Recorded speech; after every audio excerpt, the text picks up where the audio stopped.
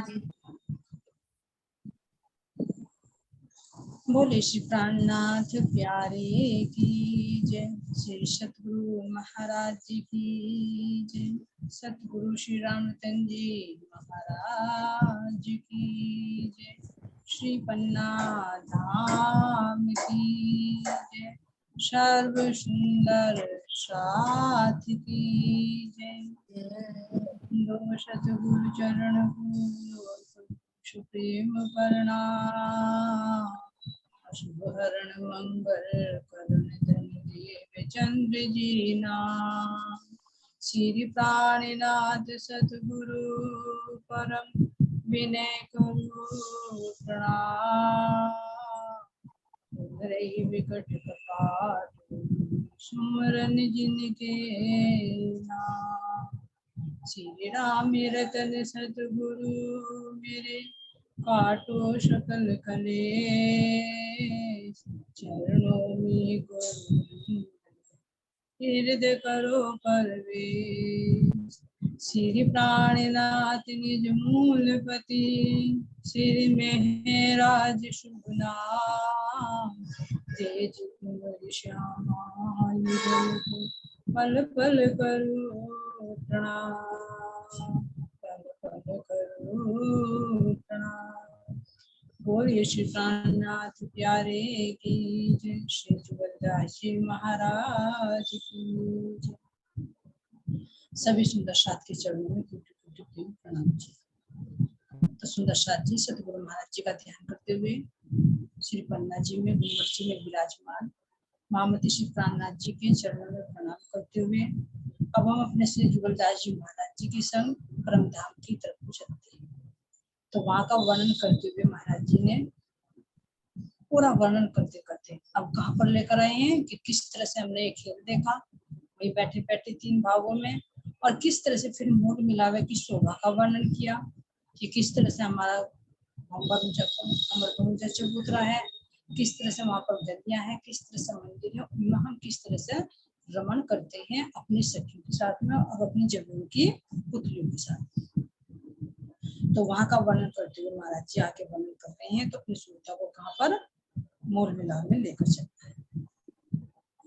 तो वहां का वर्णन करते हुए कह रही हैं कि हे सुंदर साथ जी, मासुक तुम्हारे ने खेल अक्षर का तुम्हारी ही सूरत के भीतर दिखला दिया है ना। कल वर्णन किया कि किस तरह से हम उस आनंद में बैठे हैं, किस तरह से वहां पर उस मीठे जल की लहरें उठती हैं, 64 थंबों का जो नूर निकलता है, गिलम का नूर, चंद्रवे का नूर, सिंहासन का नूर, सब नूर ही नूर है, सब एक। तो वहीं बैठे बैठे हम किस तरह से इस नश्वर ब्रह्मांड को देख रहे हैं। तो कैसे दिखाया, कह रहे हैं कि आए न अपने चरणों के तले हमें ये खेल दिखा रहे। तो क्या कह रहे हैं सुंदर साथ जी, मासूक तुम्हारे ने खेल अक्षर का तुम्हारी ही सूरत के भीतर दिखला दिया है। पहले भी वर्णन किया है कि जैसे हम अपने बिस्तर पर लेटते हैं तो जब हम नींद में चले जाते हैं, सौपन देखते हैं, तो सौपन कहीं बाहर नहीं बनता। जितनी भी सामग्री बनती है हमारे सौपन की, वो सब कहाँ बनती है, हमारे अंदर ही बनती है, हमारे मन पर ही बनती है पूरा सौपन। तो इसीलिए परम धाम में हमें धामधनी ने पठाकर हमारे ऊपर एक फरामोशी जिसको नींद का अवगुण कहा है, और हमारी सुरता के अंदर ही ये खेल हमें दिखाया है। तुम्हारी जो आत्म है, अब ध्यान देना, हमारी मूल मिला में क्या है, पर आत्म, और पर आत्म का एक दूसरा स्वरूप बना है जिसका नाम रख दिया आत्म। आत्म तो पर आत्म हुई ऐसे जैसे कि हमारा असली तन है, और आत्म इस रूप में हुई जैसे कि हमारा प्रतिबिंब होता है। जी जी जी। अच्छा, तो इस तरह से जो तुम्हारी पर आत्म है, ताके हृदय कमल में सुपन द्वारा होके मानिंद ब्रह्मांड के हुक्म का ब्रह्मांड बनाया है। ध्यान देना, क्योंकि ये ब्रह्मांड कैसे बनाया है, धामधनी के ये हुक्म से बना। तो जैसे हम सौपन में चले जाते हैं और सौपन में जाकर हम ये समझते हैं कि ये मैं ही हूँ, ये ब्रह्मांड असल का है, लेकिन वो सब हमारे अंदर ही बनता है और लगता है ऐसा कि जैसे हम बहुत दूर चले गए, जैसे कहीं पर हम घूम कर आए और कितनी गहनता में चले जाते हैं कि हम असल को भूल जाते हैं। बिल्कुल इसी तरह से हम अपने मूल मिला में बैठे हैं और इस खेल को इतनी तल्लीनता से देखने लगे, इतनी गहराई से देखने लगे कि हमें ये लगा कि हम यूं ही हैं। जो झूठा ब्रह्मांड हमारे अंदर बना, जो हमारी आत्मा का स्वरूप बना कि हम यही है। इसलिए कह रहे हैं, हे सुंदर सा जी, तुम्हारी जो परात्म है ताके हृदय कमल पर आत्म के हृदय कमल में सुपन के द्वारा होके मानित ब्रह्मांड के हुक्म का ब्रह्मांड बनाया और पर आत्म के नैनन से आत्म तुम्हारी का प्रतिबिंब बीज इस ब्रह्मांड के डालता है। और पर आत्म के नैनन से यानी हमारे नेत्र खुले हुए हैं, पर आत्म के नेत्र खुले हुए हैं। हम धामधनी को देख रहे हैं और धामधनी को देखते देखते जब धामधनी के हुक्म से ब्रह्मांड बना है तो हमारी दृष्टि को इस आत्म से जोड़ दिया गया, जो हमारे प्रतिबिंब, जो जिसको हुक्म की सूरता, धामधनी की इच्छा का स्वरूप था। कैसा कि राजी महाराज जी ने अपने हुक्म से हमारा नाम, हमारा रूप, हमारी शोभा, हमारा श्रृंगार लेकर हमारे जैसा एक स्वरूप खड़ा कर दिया, जिसको कहा है आत्मा। और उसको किससे जोड़ दिया गया? अक्षर ब्रह्म से। जी जी जी। अक्षर ब्रह्म के ज्ञान की वृत्ति से जोड़, और वही ज्ञान की वृत्ति फिर अक्षर ब्रह्म के माध्यम से किसको देख रही है? नारायण से जुड़कर इस जीव के साथ में जोड़ती है, जो इस शरीर के अंदर जीव। तो पर आत्म की सीधी दृष्टि नहीं है जीव, आत्म की दृष्टि आई, और आत्म की दृष्टि भी कैसे आई है? ज्ञान की वृत्ति के माध्यम से। नहीं तो आत्म की भी सीधी दृष्टि नहीं आ सकती, ज्ञान की दृष्टि से। इसीलिए इसको सूरदा कहा गया, ज्ञान की वृत्ति कहा गया, जो एक दृष्टा है। तो अब ये ज्ञान की वृत्ति अंदर ही ईश्वर सृष्टि भी हुई, जीव सृष्टि भी हुई और ब्रह्म सृष्टि। एहसास करे कैसे?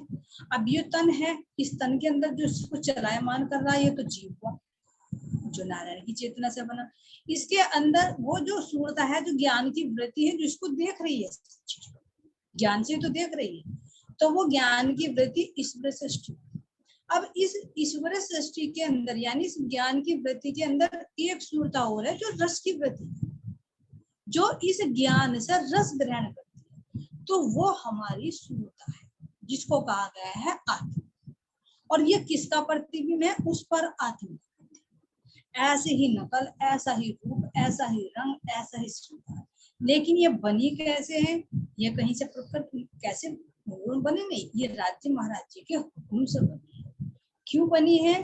ये खेल दिखाने के लिए बनी, ताकि हम इस संसार का भी खेल देख सके और परम धाम के उस रस का भी अनुभव कर सके। इसलिए आत्म का ऐसा वजूद बनाया है कि वो दोनों ठोलों का सुख दे सके। जब ये आत्म की दृष्टि जीव से जुड़ती है तो यहाँ के सुख दुख का अनुभव करती है, और जब यही आत्म की दृष्टि पर आत्म से जुड़ती है तो क्या करती है? परम धाम के उस रस का। तो ये दोनों तरह का सुख हमें यहाँ पर प्रदान करती है। इसलिए धामधनी ने ये आत्म का हमारा स्वरूप खड़ा किया है, जिसको हमारी पर आत्म देख रही है, और देखते देखते ये देख रही है कि बस मैं यूं ही हूँ। जैसे सौपन में हमारा स्वरूप बनता है, हमारा प्रतिबिंब बनता है, तो सौपन में हम ये नहीं देखते कि मैं असल में हूँ, कि मैं बिस्तर पर लेट हूँ। असल का स्वरूप वही नजर आता है जो हमारा सौपन में खड़ा होता है। फिर सौपन में ही जो रिश्ते नाते होते हैं, परिवार से के संबंधी होते हैं, सब में सौपन के ही असल भाषित होते हैं। जो तुम्हारे बराबर में अगर असल में कोई तुम्हारा रिलेशन में है, लेट रहा है, उसका नहीं पता होगा, सौपन वाला वजूद खड़ा होगा और वही सत्य है। तो इसी भांति हमें सब कुछ यहाँ पर सत्य लग रहा है, जो हमारे अंदर सौपन का ब्रह्मांड बना है। तो पर आत्म के नैनन से आत्म तुम्हारी का प्रतिबिंब इस ब्रह्मांड के डाला है। सो प्रतिबिंब बीच इस ब्रह्मांड के नींद कर वजूद पहन के बीज इस जंगल में भूल रही है।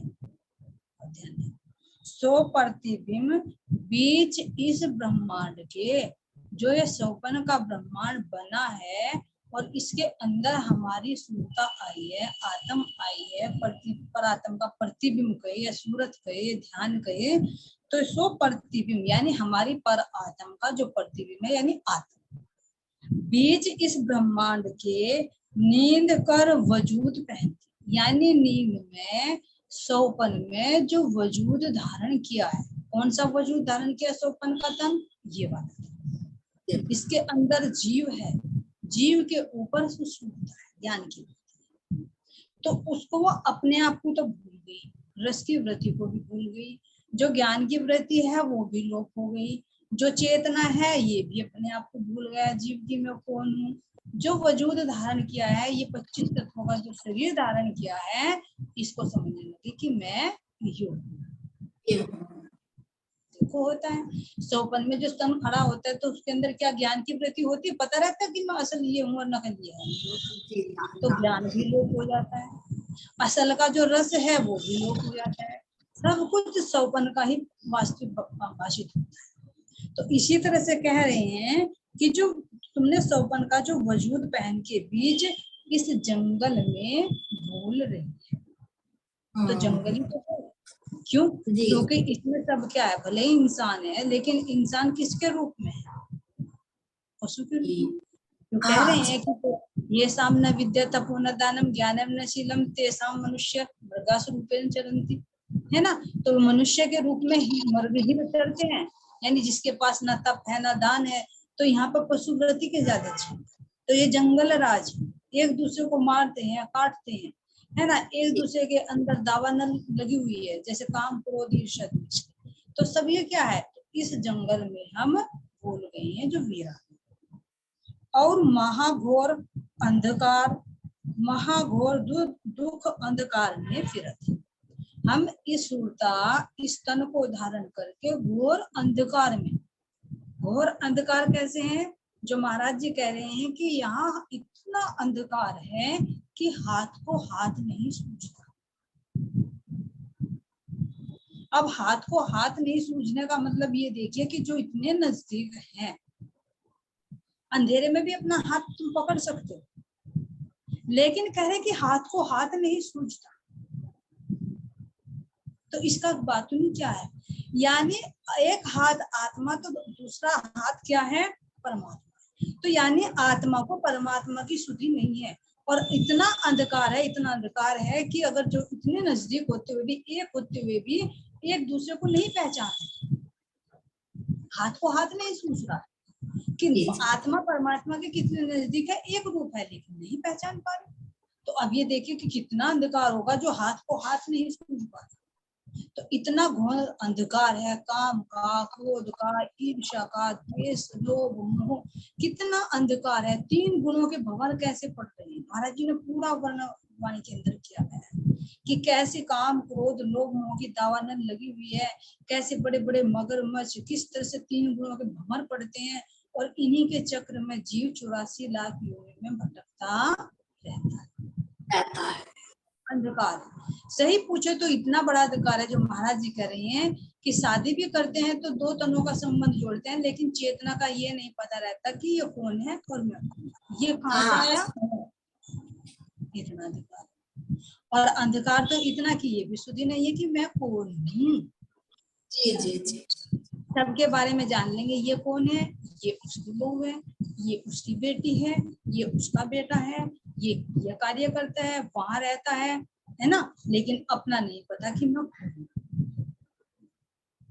कौन सा मैं कौन, यानी अगर इस शरीर को अलग हटाकर देखे तो जो चेतना है वो मैं कौन हूँ, अपना भी नहीं पता, मैं कहाँ से कौन से लोग से आई, और सबकी हिस्ट्री ढूंढते, तो यही जो जानने वाली चीज है उसको तो नहीं जानते, और सबकी जानकारी रखते हैं लोग, तो महाराज जी कह रहे कि कितना अंधकार है, जो चीज जानने के लिए यहाँ पर आई है उसकी तरफ तो ध्यान ही नहीं जाता, कितना अंधकार है। मनुष्य का तन किसके लिए मिला है, परमात्मा को प्राप्त करने के लिए, तो जो मेन मकसद है कि परमात्मा की हम प्राप्ति करें, अपने आप को हम जाने, जो 84 लाख योनियों में घूमता रहता है उसकी तरफ तो किसी का ध्यान नहीं जाता, और बस किसको बाह्य में फंसे रहते हैं।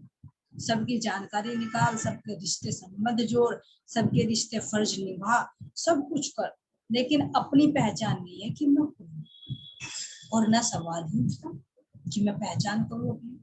जो आया था कि तुझे मुक्ति प्राप्त करनी है इस जीवन में, उस काम को तो भूल गया, और संसार के लिए मुझे अपना ये घर बनाना है, घर बन गया दूसरा घर बनाना है, एक गाड़ी हो गई मुझे दूसरी गाड़ी लेनी है, बेटों की शादी करनी है, पोतों को पढ़ाना है, इस जिम्मेदारी में लगे। और आखिर में जब शादी वादी कर देते बच्चों को, बस कह देते भैया काम खत्म, ड्यूटी खत्म।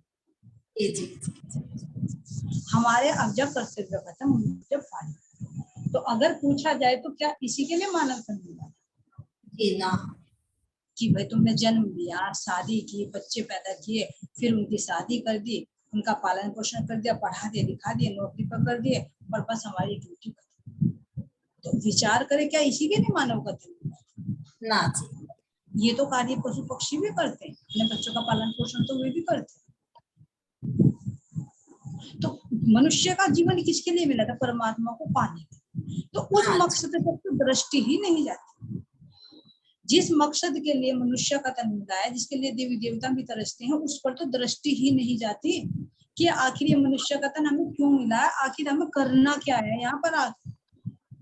और योनि में भी हम रहे, लेकिन ये मानव का तन विशेष क्यों मिला, इसकी तरफ भी दृष्टि नहीं जाती। तो महाराज जी कह रहे कि इतना घोर अंधकार है यहाँ पर कि जिस मकसद के लिए जीव आता है, उस मकसद को, उस उद्देश्य को भी भूल जाता है जो कुछ करने के लिए आता है।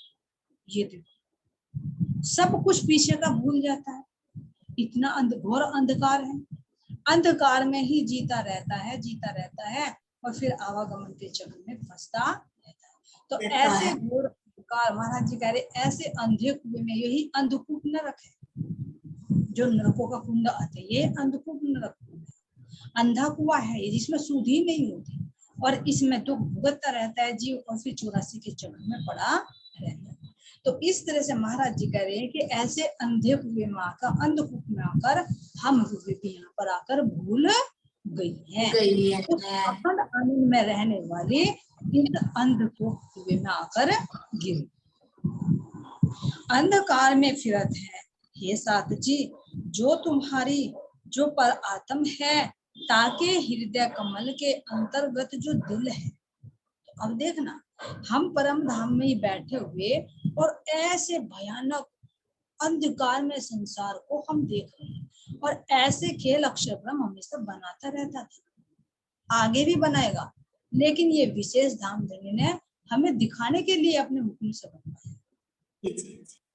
एक विशेष व्यवस्था की कि तू हर रोज तो तू जागृति में बनाता था, लेकिन इस बार हुक्म से बना, क्योंकि हुक्म से इसलिए बनवाया, सोपन में इसलिए बनवाया कि ये युक्ति थी मैं अपनी रूह को कैसे। तो यह हुक्म से ब्रह्मांड बनाया, अक्षर ब्रह्म को भी फरामोशी में डाल दिया, और ये सोपन का ब्रह्मांड उसके अंतर हृदय में ही चला, क्योंकि जागृति में तो अक्षर ब्रह्म ब्रह्मात्मा को देख ही नहीं सकता। तो कैसे देख सकता? नहीं देख सकता। जब जागृति में तो रोजाना की दर्शन करने के लिए जाते हैं, लेकिन नहीं पता अंतरंग लीला क्या है, नहीं पता रूह कौन है, तो फिर यहाँ कैसे सहन कर सकता था? तो इसलिए उसके ऊपर क्या कर दिया, उसके ऊपर भी फरामोशी का आवरण डाल दिया, और उसकी ज्ञान की वृद्धि पर हमारी श्रद्धाओं को उतार दिया, ताकि हम कार्यों को कर सकें। तो ताके हृदय कमल के अंतर्गत जो दिल है, उस दिल के भीतर यह ब्रह्मांड तिल सम का अणु से छोटा 50 कोट योजन का लंबाई और चौड़ाई दिखाई देता है।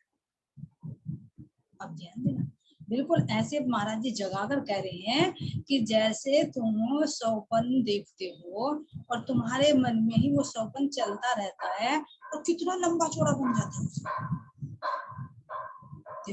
कहीं तुम सड़क पर जाओगे तो कितनी लंबी सड़क बन जाएगी, कहीं तुम ट्रैफिक देखोगे तो कितने ट्रक, कितनी बसें, कितनी ट्रेन, आखिर में कहां से आ रही? तुम्हारे अंदर ही तो चल रही है वो। कहीं जाओगे, मेले में जाओगे, इतने लोग, इतनी भीड़ मिलेगी, इतनी बड़ी बड़ी चीजें मिलेंगी, कहाँ है वे सब? तुम्हारे मन में तो चल रही। इसीलिए कह रहे हैं कि जो हमारी परात्म, हम मूल मिलान बैठे हैं और हमारी आत्म अक्षर से जुड़ रही है, और अक्षर के हृदय में वो युग स्वप्न का ब्रह्मांड चल रहा है, इसको हम देख रही है, तो वहीं बैठे बैठे हम इसको देख रहे हैं।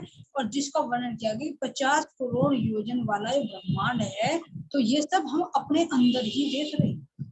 कैसे देख रहे हैं? अक्षर ब्रह्म पर दृष्टि। तो 50 करोड़ योजन का लंबा चौड़ा जिसको वर्णन किया गया है, इस ब्रह्मांड को हम अपने आत्म के अंदर देख रहे हैं।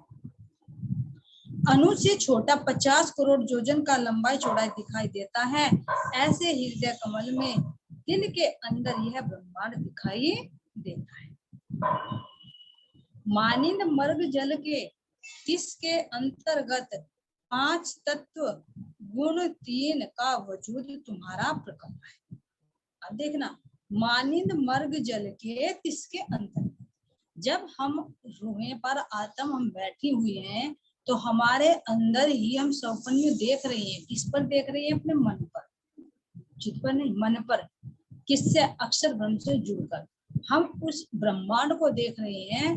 तो जैसे मर्ग जल होता है, मर्ग जल किसको कहा जाता है? जैसे हिरण होता है, तो जब तपती धूप होती है, तेज धूप होती है, और उसको प्यास लगती है, तो वो रेत में दौड़ लगाता है। क्यों लगाता है? क्योंकि उसे दूर से रेत में जो सूर्य की किरणें होती हैं, वे ऐसी लहरें लेती रहती है, ऐसा लगता है कि जैसे वहां पर वो जल, रेत में सूर्य की किरणें का ऐसा विकिरण होता है कि ऐसा भाषित होता है जैसे वो जल। तो उसको देखकर हिरण और तेज दौड़ता है कि शायद ये जल है, लेकिन जब दौड़ता है तो वहां जल नहीं होता, फिर आगे दौड़ता है। तो इसको कहा गया है मर्ग। तो इसी भांति से हमारा जो, हमारी जो परात्म है, लेकिन आत्म का जो स्वरूप बनाया है, और आत्म के स्वरूप को इन 5 तत्वों के वजूदों से जोड़ा गया है। तो ये वजूद ऐसे हैं जैसे कि मर्ग जल, यानी भास तो रहा है ये, लेकिन है नहीं। कैसे नहीं है? जैसे अब ये है, मिट जाएगा तो फिर कहाँ रहेगा? और इसको देखना है, प्रत्यक्ष में देखना है, तो अपने स्वप्न के माध्यम से देख लो। स्वप्न तुमने देखा तुमने स्वप्न, स्वप्न में तुम्हारा वजूद खड़ा हुआ है, और जब नींद खुली तो कहाँ है तुम्हारा वो वजूद? कहाँ गया वो वजूद? कहाँ गए वो जो तुम देख रहे थे? इतने सारे बड़े बड़े ट्रेन है, इतने बड़े बड़े बिल्डिंग देख रहे थे, इतने लोग देख रहे थे, कहाँ गए वे सब? वो क्या थे? भास रहे थे, लेकिन है नहीं। जब तक स्वप्न में थे वो भास रहे थे, लेकिन जैसे ही स्वप्न टूटा, आंखें खुली, तो वो सब लोग। तो इसीलिए कह रहे कि मर्ग जल की तरह भास रहा है। जो हमारे ये तन है, हमारी परात्म के अंदर ही ये हमें भास रहे हैं, मर्ग जल की भांति, लेकिन है कुछ भी, सब कुछ एकदम लय। यह ब्रह्मांड दिखाई देता है मानिंद मर्ग जल के, जिसके अंतर्गत 5 तत्व और 3 गुण का वजूद तुम्हारा प्रकट है। जो ये पिंड है, इसके 5 तत्वों से बना हुआ है, मिट्टी, जल, अग्नि, वायु और आकाश, और 3 गुणों से क्रियाशील रहता है, सतोगुण, रजोगुण और तमोगुण। तो ये 3 गुण हमारे अंदर प्रवाहित होते रहते हैं, इनको हमें देखना है, इनको पकड़कर हमें रोना नहीं। जैसे एक सुंदर साथ की डिमांड आई कि हमारे जो बच्चे होते हैं, कभी तो पूजा पाठ में लगते हैं और कभी ये बिल्कुल भी नहीं लगते। तो ये हमें देखना है। क्यों?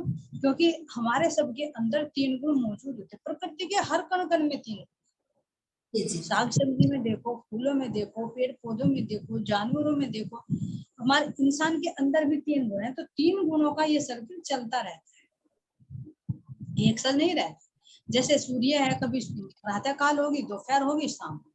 इसी तरह से हमारे अंदर 3 गुण होते हैं, सतोगुण, रजोगुण और तमोगुण। सतोगुण का प्रभाव आएगा तो अंदर ये आएगा, चलो भाई पूजा पाठ कर लूं, चलो भाई दान कर लूं, भाई मुझे झूठ नहीं बोलना, उसके अंदर धार्मिक वृत्तियां आएंगी। रजोगुण में आएंगी तो वृत्ति किसकी प्रति आएगी? घर परिवार के प्रति आएगी। अच्छा सा आज मैं श्रृंगार कर लूं, अच्छे वस्त्र पहन लूं, अच्छा सा आज चाट पकौड़ी खाया हूँ, आज घूम आऊं, ये सब रजोगुण का है। और कभी कभी तमोगुण आता है, आलस्य आता है, आज तो मुझे कुछ नहीं करना, आज तो मुझे मैं नहीं करता, आज पूजा पाठ, मंदिर में भी नहीं जाता। तो ये कोई इतनी बड़ी बात नहीं है, ये 3 गुणों का सर्किट नॉर्मली है, ये चलता रहता है। इसको इतना सीरियसली नहीं लेना चाहिए कि हम रोने लगे इसको। ये हमें देखना है। कब रोते हैं? जब हम इनसे अनभिज्ञ रहते हैं। ये हमारे उसके अंदर ही, बच्चों के अंदर नहीं, हमारे अंदर भी चलते रहते हैं। हमें भी देखना है, क्योंकि इसको सूरता देखती है कि जीव किस तरह से 3 गुणों के अधीन होकर ये क्रिया करता रहता है। तो ये एक क्रियाशील करता है। 3 गुण इसको क्रियाशील करते हैं 5 तत्व के शरीर को। और क्रियाशील किससे होते हैं? चेतन से। तो जो चेतना होती है वो 3 गुणों का प्रभाव बहती है, उसके अनुसार फिर ये 5 तत्वों का पिंड क्रिया करता है। तो अपने अंदर भी देखो, ये वृत्ति बनती रहती है, परिवर्तनशील होती रहती है। जब हम अपने अंदर देख लेंगे तो हमें दूसरों का भी दुख नहीं होगा। ठीक है। तो मानिंद इस वजूद के अंतर्गत पर आत्म के नैनन में जो आत्म है, इस वजूद के अंतर्गत जो ये 5 तत्वों का हमारा पिंड बना है, तो इस वजूद के अंतर्गत पर आत्म के नैनन में जो आत्म, हमारी पर आत्म को देख रही है, और वो आत्म इस जीव पर बैठी है। तो नैनन में जो आत्म है, किसको? इस वजूद ने पकड़ा है। आत्म ने इस वजूद को पकड़ा है। और अब इसको क्या करना? उल्टा करना। पहले तो आत्म ने इस वजूद को पकड़ कर ये इसके रंग में रंग दी थी। अब आत्म जब जागृत हो जाएगी तो यो इसको आत्म के रंग में, इस जीव को आत्म के रंग में रंगना है, तभी तो ये बहिष्ठ में पहुंचेगा। नहीं तो अगर आत्म के रंग में रंगी रही जीव के, और जीव इंद्रियों के रंग में रंगा रहा, तो ये 84 में चक्कर कटाता है। लेकिन अब इसको उल्टा करना है, इसको पीठ देना। तो क्या करना है? जीव को, गुणांग इंद्रियों को जीव के अधीन करना है, जीव को आत्म के अधीन करना है। जी। इसको उधर को मोड़ना है, तो इसका उद्धार, और यही इसके सीधे पैर हो जाएंगे। नहीं तो कल भी आया कि प्रेत नगरी है, भूतों की नगरी है, तो इसके पैर उल्टे हो। जाना तो चाहिए था शरीर को जीव के अनुसार चलना चाहिए था, जीव को आत्म के अनुसार चलना चाहिए था, और आत्म को परात्म के, लेकिन उल्टा हो गया। आत्म जीव के अधीन होकर चलने लगे, और जीव इंद्रियों के अधीन होकर संसार में दौड़। तो ये हो गई उल्टी चाल, ये हो गई प्रयत्न। तो इसको कह रहे हैं कि अंतर्गत पर आत्म के जो नैनन में जो आत्म है, जिसको इस वजूद ने पकड़ा है, मानिद छाया ग्रहण। जैसे हम छाया को पकड़, इस तरह से इसको पकड़ा है। और पर आत्म की संपूर्ण जागृति की सामग्री इस वजूद में प्रतिबिंबित हुई है, और पर आत्म की संपूर्ण जागृत की सामग्री इस वजूद में प्रकट हुई है। कि अगर आत्म जागृत होगी तो जो गुण, जो रंग, जो स्वभाव, जो आनंद पर आत्म के अंदर है, वो आत्म के अंदर झलक। जो महाराज जी वाले में कहते हैं कि पर आत्म के अंतःकरण जेति बीतत बात, तेति इन आत्म के करत अंग साक्ष। कब? जब आत्मा जागृत हो जाए, है ना। तो आत्म जब पर आत्म से मिलेगी, तभी आत्म का निवेरा हो जाए। तो कई सारी महाराज जी ने चौपाइयां दी है कि किस तरह से जब उल्टी होती है तो उल्टी चाल हो जाती है, लेकिन जब आत्मा जागृत हो जाती है तो जितनी भी सामग्री है वो सब उसके अंदर है तो आत्म के, लेकिन एक फरामोशी का आवरण आ गया। जैसे ग्रहण लग जाता है ना, अभी पीछे आया, जैसे ग्रहण लग जाता है, और ग्रहण लगकर सूर्य का जो प्रकाश होता है, चंद्रमा का प्रकाश होता है, वो ढक जाता है। इसी तरह से हमारी जो आत्मा है, तो आत्मा के ऊपर इस शरीर पर जीव का ग्रहण लग, इसने उसको ढक लिया। जो उसके अंदर प्रकाश था, जो उसके अंदर रंग थे, रस था, स्वाद था, वो सब इसने ढक लिया। लेकिन जब वो जागृत हो जाएगी, ये ग्रहण हट जाएगा, तो फिर क्या होगा? उसके अंदर वो परात्म की संपूर्ण सामग्री नजर आने लगे। तो फिर जब आत्म कहेगी कि इत ही बैठे घर जागे धाम, और पूर्ण मुहूर्त हुए सब काम, तो पूर्ण धाम का सुख फिर आत्म यहीं पर ग्रहण करने लगे। तो कह रही हैं, और इस वजूद से पर आत्म से, अच्छा, और पर आत्म की संपूर्ण जागृत की सामग्री, पर आत्म की जितने भी आनंद की सामग्री, ठीक है, उसमें पूरे 25 पक्ष भी आते हैं, धामधनी भी आते हैं।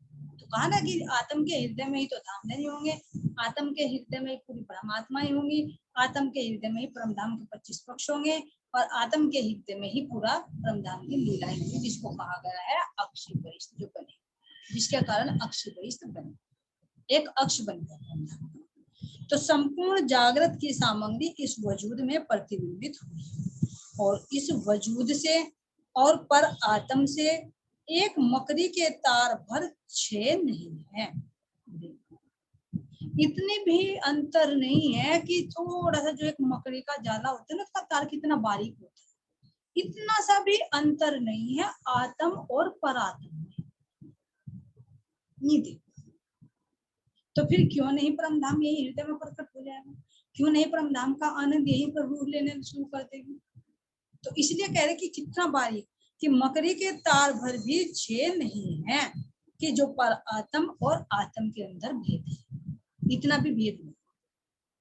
और पर आत्म आगे सिंहासन हक हाथी बैठे। अब देखना कि जब पर आत्म के सामने हक हाथी बैठे हैं, यानी श्यामा जी और राज्य महाराज जी सिंहासन पर बैठे हैं, तो फिर क्या आत्म के अंदर नहीं बैठे, आत्म के सामने भी बैठे हैं। तो हक हादी बैठे हैं और पर आत्म के दसों दिश विषय सुधा का सिंधु हिलोरे ले रहा है। सामने तो राज्य और श्यामा जी सिंहासन पर विराजमान है और दसों दिशाओं में, यानी मध्य में तो राज्य श्यामा जी के सिंहासन से प्रकट हो रहा है वो नूर, फिर उनके वस्त्र और आभूषणों से, ऊपर देखे तो चंद्रवे का प्रकाश, नीचे देखे तो गिलम का प्रकाश, फिर अपने वजूदों का प्रकाश, 64 थंबों का प्रकाश, मंदिरों का प्रकाश, दसों दिशाओं में नूर ही नूर हिलोरे ले रहा है।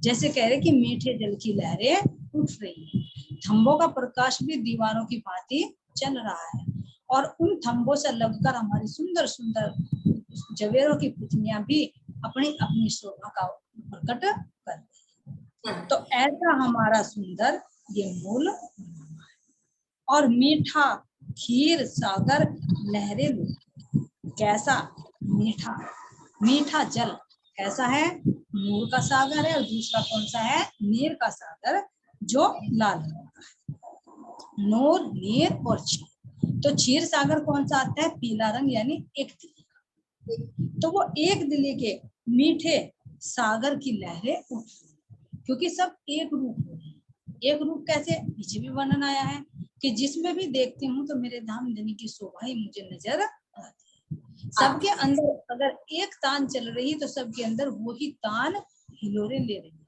तो इसलिए कह रहे हैं कि सब अनंत होते हुए भी एक है। तो इसलिए कह रहे हैं कि मीठा एक दिली का सागर लहरें ले रहा है।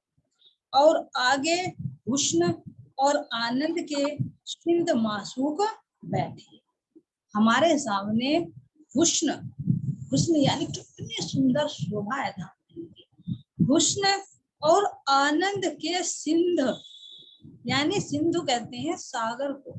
तो आनंद के सिंधु, इतना अथाय आनंद इनसे प्राप्त होता है कि सिंधु की उपमा देती है।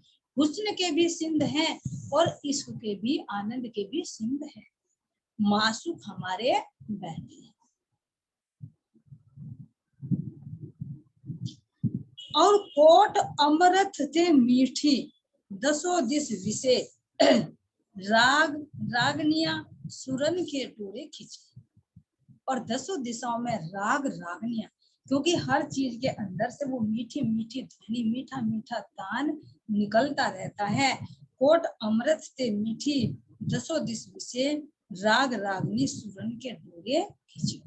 कितनी मधुर तान की सबके अंदर से वही सुरीली ध्वनि निकलती प्रतीत होती। और दम दम पल पल अमृत ते कोट गुणी मीठी शीतल तान, यानी दम दम पल पल, कैसे कह रहे हैं कि अमृत की भी यहाँ पर उपमा नहीं दी जा सकती। अब देखिए यहाँ पर भी कोई मधुर वाणी गायन करे तो कितना अच्छा लगता है। बुद्धि भी, चित्त भी, संबंध भी, सब कुछ जुड़ जाते हैं और इच्छा ये होती है कि दोबारा से और,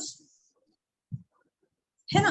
तो जब यहाँ पर भी इतना खिंचाव है तो फिर परम धाम की मधुरता का एहसास कीजिए। यहाँ की रचना में तो झूठा रस, लेकिन परम धाम की रचना तो मेरे धाम धनी की रचना है ना, कितनी मीठी रचना। मेरे धाम जननी। तो उसी रचना का रस जब सर्वत्र व्याप्त हो रहा है और उसी मधुर ध्वनि में गान होता है, तो वो कितना मधुर संगीत छिड़ेगा, उसका वर्णन करना असंभव है। केवल एक एहसास हो सकता है कि वो मधुर, वो मिठास क्या है, वर्णन नहीं किया जा सकता।